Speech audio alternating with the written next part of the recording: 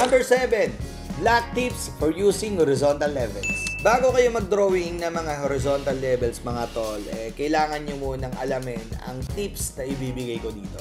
Number 1, don't overcomplicate. Kailangan makapag-focus ka dito dun sa mga obvious na ibinibigay ng signal at kung ano yung mismo mag-i-stand out. Kailangan mag-focus ka sa most obvious level or should I say stand out na ipinapakita ng trades or ng market. Kasi kapag ka hindi ka nakapag-focus doon, malamang sa malamang, lilikot yung utak mo eh. So masyadong magiging komplikado yung mga bagay-bagay, kaya don't overcomplicate. Number 2, use multiple time frames. Ito mga tol, mahalaga din to na chine-check nyo lagi yung time frames or should I say yung highly frames na nangyari and kailangan tinitingnan nyo rin yung mga nangyari ng 4 hours ago para at least kita nyo yung mga binibigay na signal doon kung ano nga ba, horizontal ba, resistance ba, supports ba, something like that para at least may idea ka kung saan mo sisimulan ulit. Number 3, combine with indicators. Bukod sa gumagamit na tayo ng horizontal level, support and resistance level, dapat alam nyo rin gamitin ang ilan sa mga indicator na pwedeng mai-combine nito. Like for example,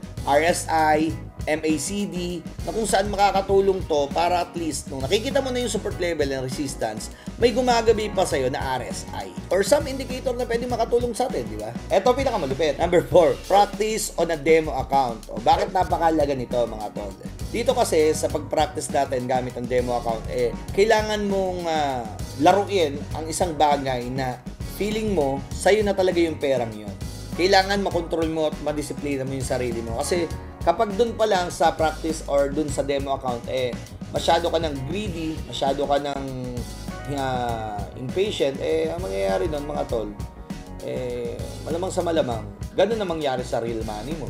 Diba? Kaya dapat, habang nagpa-practice ka pa lang, disiplinado ka na. Diba? Okay, this time mga tol, susubukan natin yung horizontal level. So magbura muna tayo ng horizontal lines at magdagdag tayo nito. Okay na yan?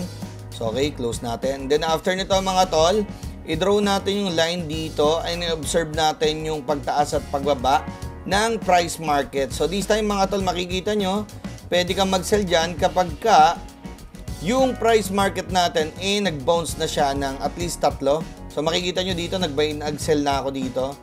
Okay? Kaya ako nag-sell gawa niyan, tumaas bumaba, tumaas baba, at after nito, dito mga tol ay tumama na sa horizontal level lines natin. So this time mga tol, it's time to sell.